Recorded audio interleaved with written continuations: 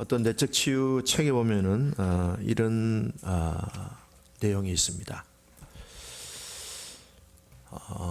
베티라고 하는 여자가 있습니다. 그녀는 어릴 적에 굉장히 엄격한 또 무서운 아버지 밑에서 성장했습니다. 가족이 농장을 경영했습니다. 그런데 아버지가 이 어린 딸을 노예처럼 굉장히 혹독하게 일을 시켰습니다. 근데 아버지는 늘 술에 취해 있었습니다.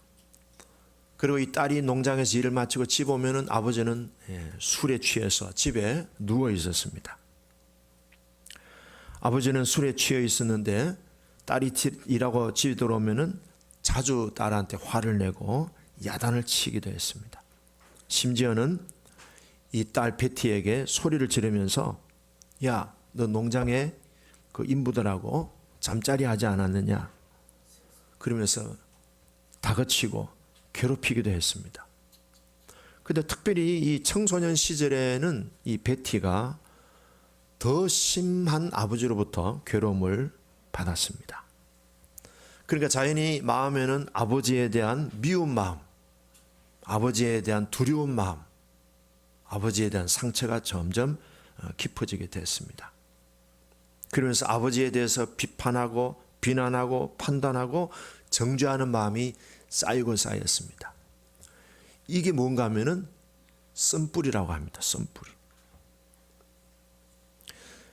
근데 이제 어린 시절에 그렇게 일방적으로 당하면서 무서운 아버지니까 일방적으로 당하면서 그것이 내면에 계속 쌓여져 있었습니다.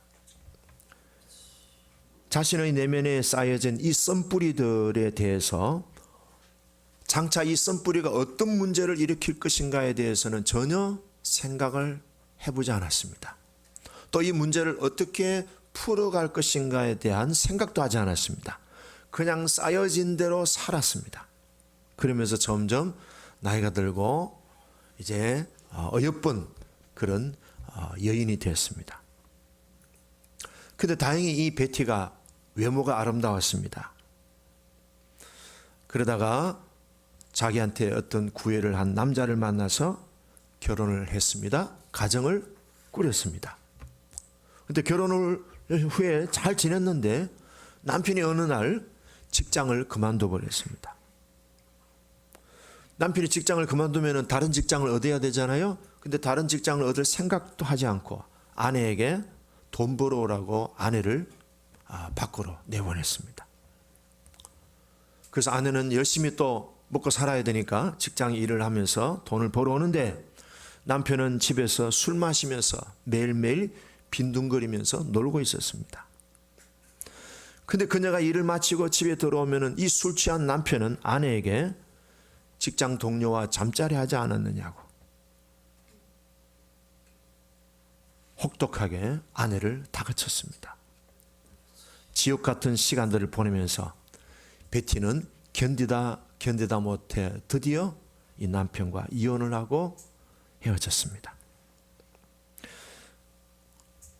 직장 생활하는 베티는 그러다가 두 번째 남편을 만나게 됐습니다. 이 남편은 굉장히 자신한테 잘해주고 굉장히 또 성실한 남편으로 보여서 결혼했는데 6개월이 지나지 않아서 남편도 이 두 번째 남편도 직장을 그만둬 버렸습니다.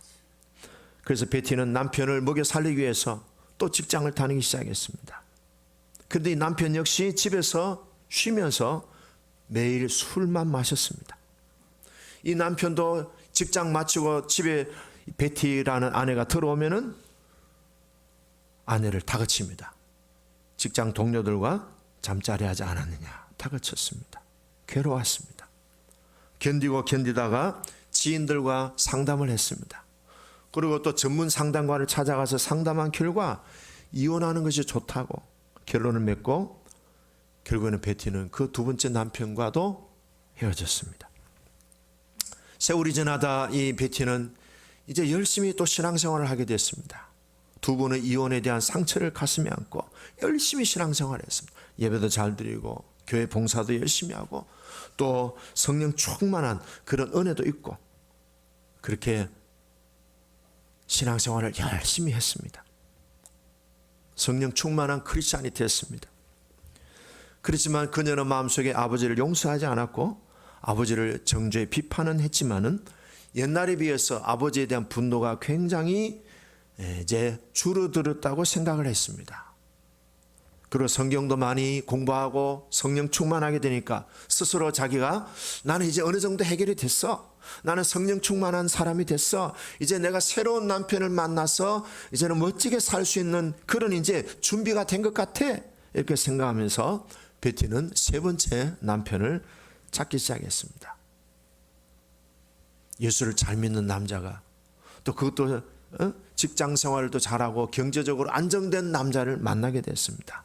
야, 이런 남자라면 이제 내 결혼 생활에서 불행은 끝. 행복한 결혼이 될 거야. 기대하면서 그 남자와 결혼을 했습니다. 결혼한 지 1년이 지났을까? 어느 날 그 남편이 베티에게 돈을 벌어오라고 강요했습니다. 더 놀라운 일은 그 남편은 크리스찬이었고 신실한 남자였는데 평생 동안 한 번도 술을 마신 적이 없었는데 집에서 빈둥대면서 술을 마시기 시작했다는 것입니다. 근데 이 남편도 베티가 직장에서 들어오면 아내를 또 다그치고 아내에게 계속 이렇게 야단을 쳤습니다. 당시 직장 동료와 잠자리 하지 않았느냐고 다그치기 시작했습니다. 자, 아버지와의 어린 시절의 그 상처가 세 번이나 남편을 만났는데도 똑같은 현상들을 되풀이 또 되풀이했습니다. 자, 남편을 우연히 잘못 만나서 이런 일이 세 번이나 반복되었을까요? 그녀의 원뿌리는 아버지와의 어린 시절의 쓴뿌리 때문에 만들어진 것입니다. 아버지로부터 어린 시절에 받은 그 쓴뿌리, 그 상처가 쓴뿌리를 만들고 쓴뿌리 판단과 쓴뿌리 기대를 갖게 된 겁니다.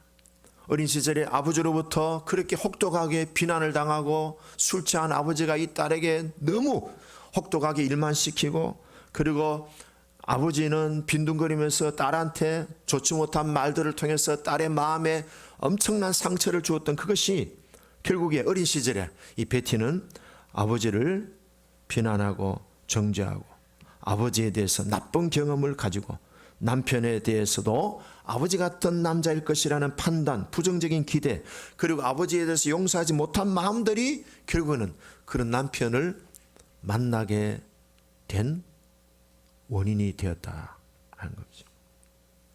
자, 우리는 보통 부부 관계에서 또 부모와 자녀와의 관계에서 우리는 대개 보면은 다 상대방이 잘못했다고 우리는 몰아붙입니다. 상대방의 문제이기 전에 우리가 문제가 일어날 때 제일 먼저 살펴야 될 것은 자기 성찰입니다. 자기 성찰. 자기 성찰입니다. 상대방에게 계속 문제를 탓하고 상대방에게 모든 문제의 책임을 전가시키면은 나는 문제가 없는 거예요. 그렇게 되면 문제 해결은 평생 우리는 만날 수 없습니다. 어떤 기사를 보니까 우리나라의 6번째 최초의 여성 타이틀을 차지한 그리고 공무원에서 승진한 여성이 있는데요. 김경희라는 기획재정부 국장입니다. 이분이 1994년도 행정고시에 합격해가지고 26살 나이에 합격해서 공직에 발을 들여놓기 시작했습니다. 지금 약 한 30년이 지났는데요. 이분은 애초부터 기획재정부의 그 파트를 선택했습니다. 2000년까지 여자는 한 명도 없이 홀로 일을 한 금여의 그런 지역의 그 위치에서 이 여인이 봉사를 했습니다. 그 일을 맡았습니다. 그래서 기획재정부의 사무관, 서기관, 과장, 부사관, 심의관, 국장 한 번도 여자들이 그 길을 거쳐본 적이 없는데 이 김경희라는 분이 6번째 최초의 여성이라고 하는 그 유리창을 깨뜨리고 국장이 된 겁니다. 그러니까 초창기에는 많은 남자들이 같이 일을 했는데 남자들한테 굉장히 많이 욕도 먹고 비난도 받고 여자가 집에서 일하면 되지 뭘 여기 와가지고 그리고 또 왜 또 승진하려고 애쓰느냐고 뒤에서 많은 남자들이 비난거렸습니다. 그럴 때 이분이요 이렇게 생각했답니다. 내가 여자라서 차별을 받고 여자라서 내가 사람들한테 남자들한테 업신여김을 당하는 것이 아니라 내가 무언가 모자라는 것이 있을 것이다. 내가 잘하면 돼. 그래서 이 사람은요 영어라든지 중국어라든지 실력을 키우면서요 자기가 이런 많은 남자들로부터 공격을 받을 때 여성이라는 그 차별 때문이 아니라 내가 뭔가 모자라기 때문에 이런 얘기를 들었어. 그래서 내가 잘하면 될 거야. 계속 자기의 실력을 키웠는데 결국에는 기획재정부의 국장이라는 고위직까지 진출하게 됐다는 겁니다. 우리는 남 탓하고 상대방 탓을 많이 하는데요. 우리가 변화를 위해서 자기를 먼저 성찰하고 자신을 살펴볼 수 있는 그런 시작에서 일이 이제 문제 해결의 길로 갈 수 있다는 겁니다. 한번 해봅시다. 내 탓입니다. 내가 바뀌면 됩니다. 문제는 나한테 있습니다. 이 베티라고 하는 여자가 어린 시절에 아버지와의 관계를 통하여서 형성되어진 그 쓴뿌리가 계속 아버지 같은 남편을 계속 만드는 겁니다. 우리는 상대방의 문제를 보면서 저 사람이 저렇다고만 자꾸 단정하는데 사실은 부부간에는 내 문제가 남편에게 공유될 수 있고 내 문제가 아내와 공유할 수 있다는 거예요. 자 보세요. 우리가 아버지로부터 받은 상처를 가슴에 품고 있습니다. 가슴에 품고 있으면 아버지에 대해서 비판, 판단, 정죄, 아버지에 대해서 미워하는 마음이 있습니다. 이 미워하는 마음이 내가 어떤 다른 사람과 결혼을 했습니다. 결혼하면은 하나가 되잖아요. 그럼 이 뭡니까? 상처가 서로 공유하게 될 수 있다는 겁니다. 그럼 뭡니까? 풀면은 돼요. 용서하면은 없어지는 건데 용서하지 않기 때문에 그것을 계속 내가 가지고 있고 내가 가지고 있는 것을 내 아내가 내 남편이 또 공유할 수 있는 거예요. 어떻게 해야 됩니까? 용서해야 돼요. 그리고 내 속에 판단하고 비판하고 정죄한 것을 회개하면은 풀어지는 거예요. 물론 부모의 잘못도 있어요. 근데 부모의 잘못은 부모에게 또 잘못이 있지만 책임이 있지만 그 부모의 잘못을 내가 선택할 수도 있고 내가 선택하지 않을 수도 있는 거예요. 그러니까 문제는요 우리 각자의 선택이 있고 그 선택에 대한 책임은 각자가 있는 겁니다. 그래서 우리가 예수 믿는 하나님의 사람들은 그것을 하나님의 방법으로 풀어나가야 돼요. 진리 안에서 풀어나가야 돼요. 근데 진리 안에서 풀어나가는데 그 풀어나가는 비결이 뭡니까? 힘을 얻어야 돼요. 내면의 힘이 튼튼해야 되는데 오늘 성경은 그런 부분에 대해서 우리들에게 도전을 줍니다. 자, 한번 보시죠. 7절 같이 읽어볼까요? 시작. 길가에 시냇물을 마심으로 그의 머리를 드시리로다. 시냇물은 뭡니까? 시냇물은요 오늘 이 성경 내용은 왕의 삶을 보여주고 있습니다. 이 왕의 삶이 나라와 나라의 싸움이에요. 어떻게 보면 다른 나라의 신과 우리가 믿는 하나님과의 신과의 전쟁입니다. 이 전쟁에서 뭘 먹어야 되느냐? 시냇물을 마셔야 돼요. 그 시냇물을 마실 때 뭡니까? 힘을 얻어서 머리를 들게 된다. 머리를 들었다는 것은 이겼다는 겁니다. 지게 되면 머리를 숙이게 되잖아요. 그러나 이기게 되면 머리를 들잖아요. 우리에게 이런 왕의 삶을 살아가는데 힘을 주는 것이 뭐냐? 시냇물을 마시는 거예요. 그 힘을 시냇물을 통해서 얻어서 머리를 들게 되는 승리가 온다는 거예요. 부부관계, 부모와 자녀와의 관계, 모든 관계를 우리는 이 시냇물을 마셔야 되는 거예요. 이제 그 시냇물에 대해서 이제 설명을 하겠습니다. 자, 한 케이스만 더 얘기합니다. 프렌이라고 하는 여성이 있습니다. 이 여성은 임신을 하면은 자꾸 유산을 합니다. 그래서 병원에 진단을 받아봤는데 아무 문제가 없대요. 근데 유산을 하는 거예요. 상담을 하고 기도 중에 이분에게 이 유산을 하게 만든 원인이 뭐냐? 어린 시절에 내적 맹세를 많이 했다는 거예요. 자, 내적 맹세가 뭐예요? 나는 절대로 아버지 같은 남자 안 만날 거야. 나는 절대로 엄마 같은 여자 안 만날 거야. 어린 시절에 우리도 모르게 그렇게 맹세를 하는 거예요. 자, 이 프렌이라고 하는 여자는요, 어린 시절에 가족들과 지내는 아버지와의 관계는 좋았어요. 그런데 문제는 오빠였습니다. 오빠가 끊임없이 이 여동생을 놀리고 끊임없이 여동생을 괴롭혔습니다. 장난치는 수준이 아닙니다. 너무 여동생을 학대를 했습니다. 오빠는 부모에게 여동생에 대해서 거짓말을 자주 했습니다. 또 여동생의 친구들한테 거짓 소문을 퍼뜨리고 여동생을 괴롭혔습니다. 그때 여동생은 너무 오빠한테 괴롭힘을 당하니까 한 10살 때쯤에 내적 맹세를 한 것이 떠올랐습니다. 그녀가 시냇가를 걸어가다가 돌을 주워가지고 시냇물에 던지면서 나는 오빠같이 남자아이는 낳지 않을 거야. 사내 아이는 절대로 낳지 않을 거야. 그렇게 마음으로 맹세를 한 거예요. 근데 어릴 때 했던 그 내적 맹세가 우리의 마음에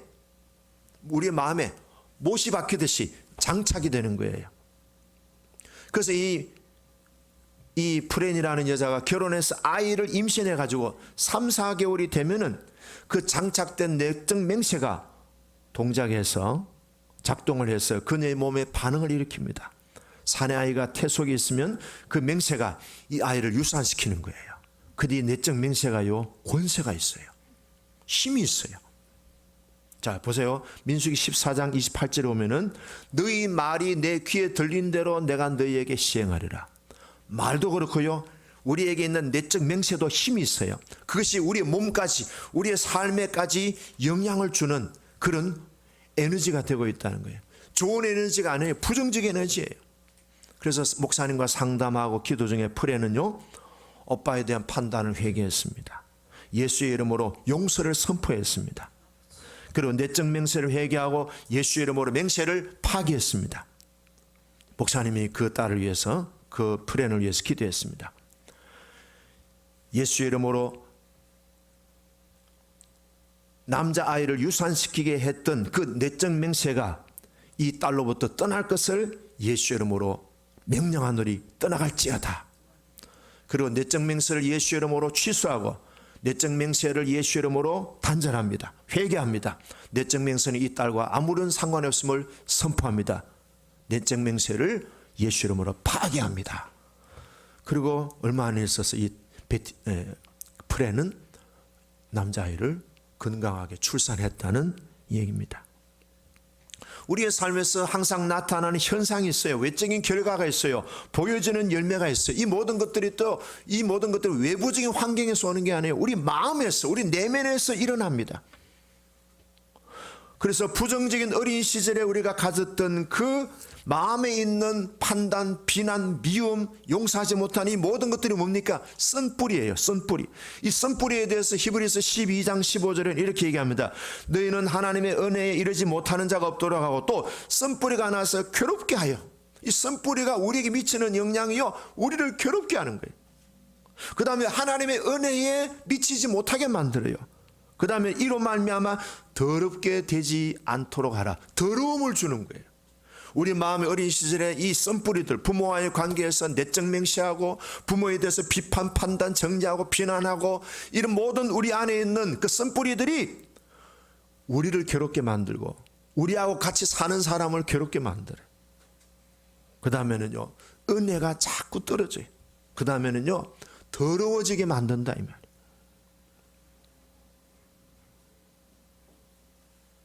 하나님은 우리의 외모를 보지 아니하고 우리의 심령과 마음을 살피십니다. 그래서 신앙이라는 게 뭐냐? 하나님과의 마음의 관계를 건강하게, 하나님과 마음이 통하는, 막힘이 없이 이루어가는 것, 이것이 신앙입니다. 예배 드리면서, 교회 오면서 그냥 몸만 앉아 있는 게 아니고 결국은 하나님과 내가 마음이 통하는 관계. 그래서 하나님이 다윗을 보실 때 키와 신장을 보지 않고 마음을 보셨다고 그랬어요. 그래서 뭐라 했습니까? 내가 다윗을 보니 마음에 합한 자라. 내 마음에 든다. 내 마음과 네 마음이 통한다 이 말이에요. 따라합시다. 내 마음과 하나님의 마음이 통하기를 원합니다. 우리가 마음이 통하는 관계가 있잖아요. 부부지간에도 마음이 안 통해. 어떤 분은 이렇게 얘기를 하는데요, 이러더라고. 부인이, 목사님 우리 남편요 말이 안 통해요. 말이 안 통해요. 말이 안 통한다는 것은 마음이 안 통하는 거잖아요. 하나님과 우리가 마음이 통하면은 하나님은 다윗에게 이스라엘의 왕이라고 하는 그런 놀라운 사명을 주셨어요. 하나님은 우리의 마음을 다루셔요. 우리의 속사람을 강건하게 하셔요. 예배 중에 성령님이 우리 안에 임재하셔서 우리의 상처난 마음, 우리의 썬뿌리들을 이 시간에 주님은 기경하고 계셔요.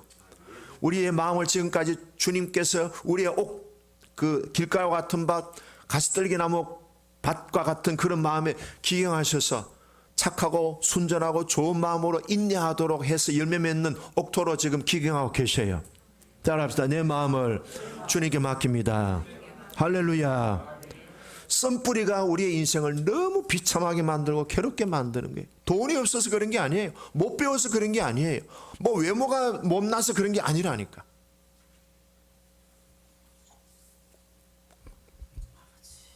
어떤 사람이 이렇게 부부가 너무 사이 좋아 보이더라고. 막 다정하게 얘기하고 뒷모습을 보니까 너무 좋아요. 그래서 제가 도대체 저건 어떤 미인을 모시고 이렇게 행복하게 사나 막 쫓아가가지고 슬쩍 모른 척하고 이렇게 뒤로 보니까 와, 인물이라 할 정도는 아니더라고요. 근데 제가 딱 느낌이 저렇게 마음이 통하니까 저렇게 기쁘고 행복하게 사는구나.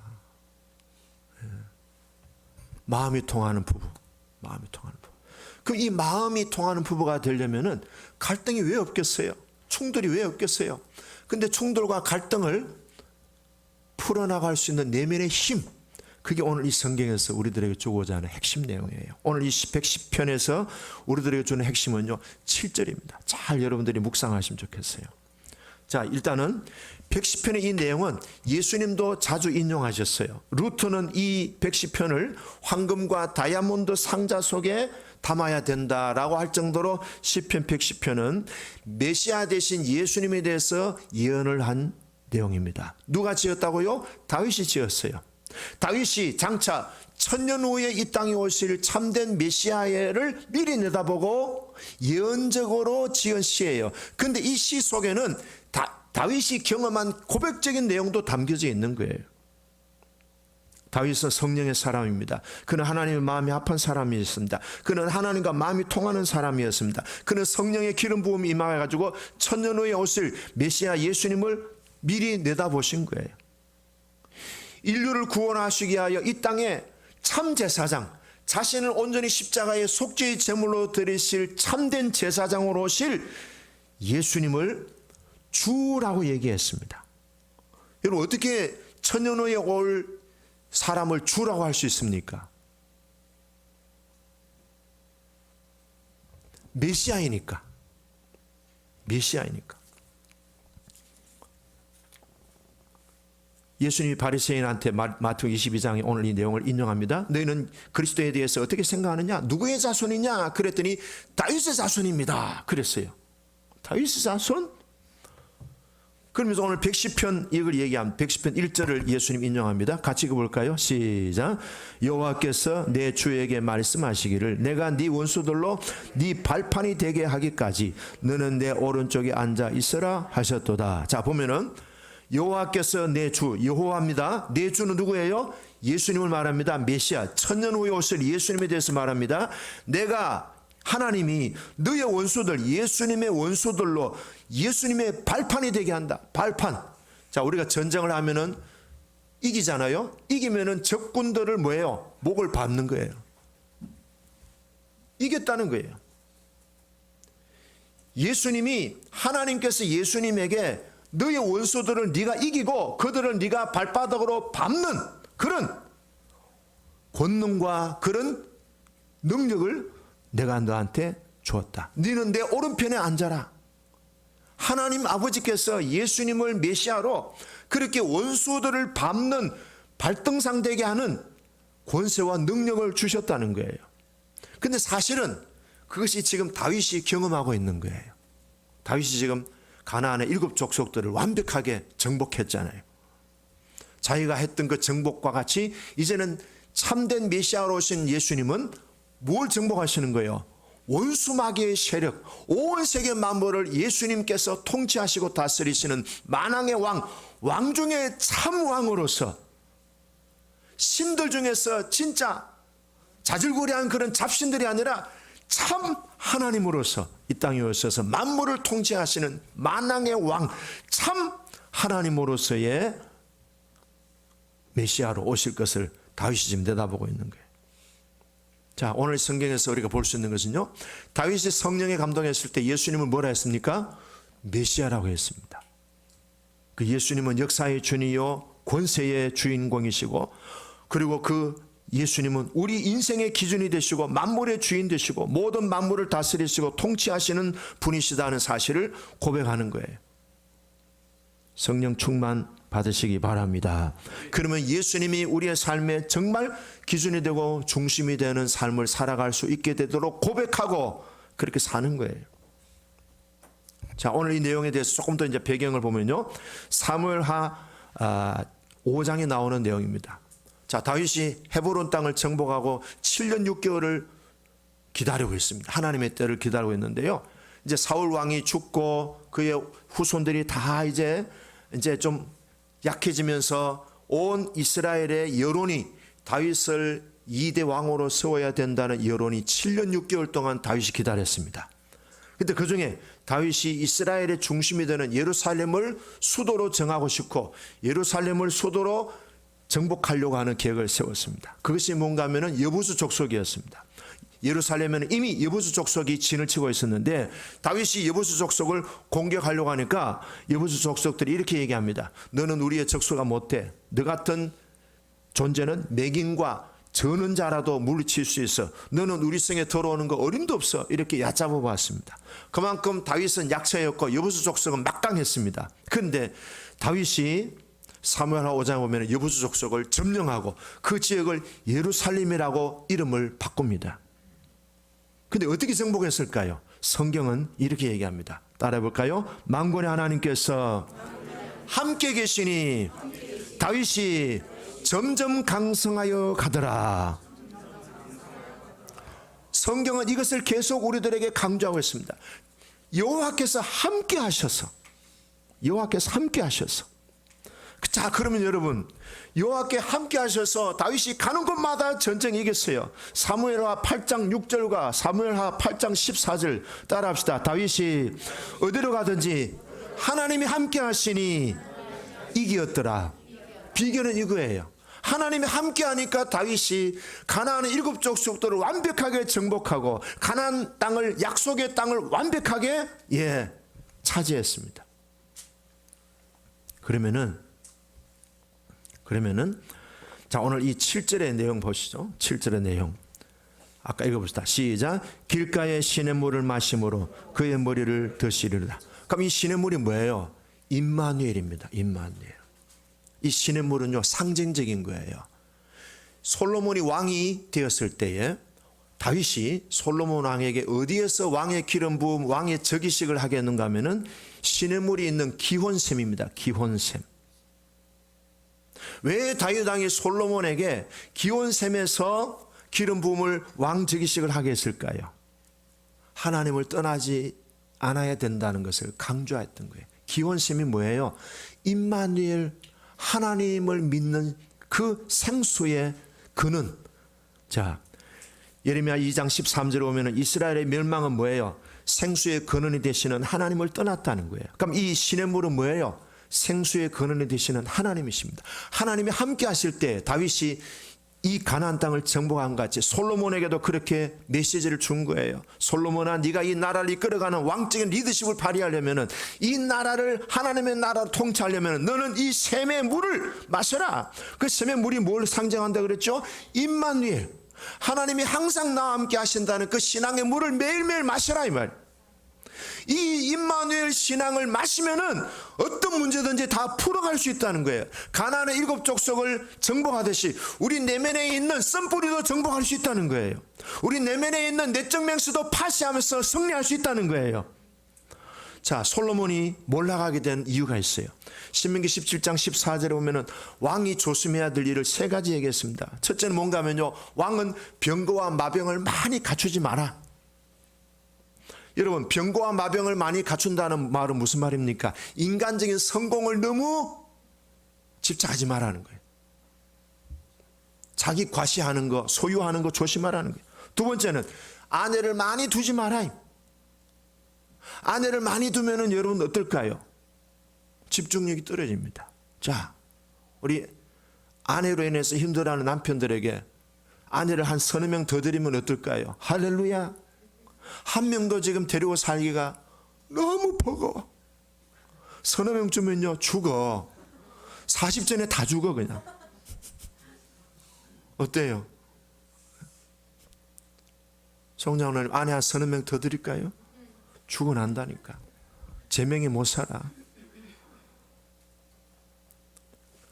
솔로몬에게 아내를 많이 두면 어떻게 되겠습니까? 국가를 하나님에게 이 집중력이 떨어지는 거예요. 세 번째, 은과 금이나 이런 재정적인 것을 너무 많이 저축하지 마라. 재물을 사랑하고 의존하게 되면요 하나님과 그만큼 관계가 멀어질 수 있는 거예요. 그래서 성경에 얘기하잖아요. 약할 때가 강함이라 그랬어요. 약할 때가 강함. 자, 정리합니다. 다윗이 전쟁에서 승리한 비결은요 병거를 많이 가지고 승리한 게 아니에요. 은과 금을 많이 비축 재정의 능력에서 승리한 게 아니에요. 어떻게 해요? 하나님이 함께 하셨기 때문에 승리를 얻은 겁니다.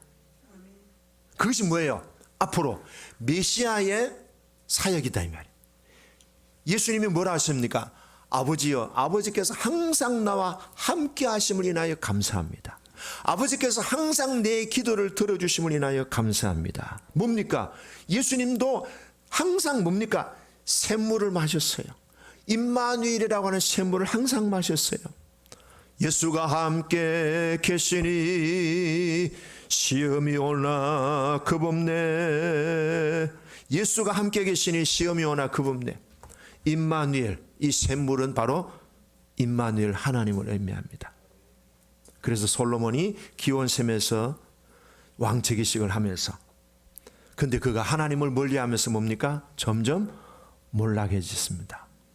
병거를 많이 두고 아내를 많이 두고 은과 금을 많이 둠으로 하나님과 멀어지면서 뭐가 망했습니까? 나라가 망했습니다. 정리합니다. 생수는 뭡니까? 우리의 왕 같은 제사장 그리스도인들의 삶에 힘을 얻는 근원은 생수로부터 오는 거예요. 생수가 뭡니까? 하나님이 나와 항상 함께 하신다는 사실을 수시로 먹으라고요. 수시로 아침에도 마시고 저녁에도 마시고 점심에도 마시고 그 하나님이 나와 함께 하시기 때문에 뭡니까? 전쟁에서 이기고 나라가 점점 강성해지는 것입니다. 따라합시다. 하나님은 내 편이십니다. 하나님은 나와 함께 하십니다. 그러면 엄청난 재산을 가지고 있잖아요. 그럼 좀 양보하면 어때요? 아내 말 좀 들어주면 어때요? 남편 말 좀 들어주면 어때요? 자식 말 좀 들어주면 어때요? 부모 말 좀 들어주면 어때요? 아까 김항식 전 총리 엄마가 늘 하는 말, 아들아 웬만하면 양보해라. 웬만하면 좀 손해봐도 괜찮다. 저도 그랬어요. 우리 애들한테 배우자 선택에 대해서 너무 수준 높이지 마. 조금 손해보는 듯한 배우자 만나라 그랬어요. 왜? 임마누엘 하나님의 성령이 나와 함께 하시고 임마누엘 주님을 내가 매일 마시는데 뭐가 또 우리가 또 더 뭐 필요합니까? 웬만하면 아내한테 져주세요.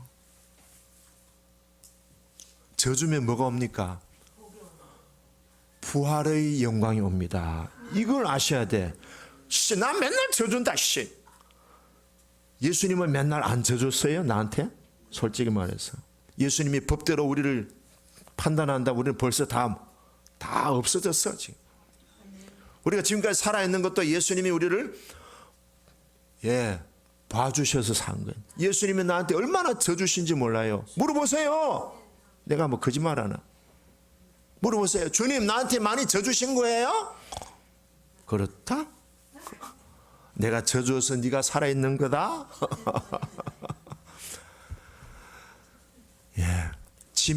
져주면은요 부활의 영광을 반드시 경험합니다.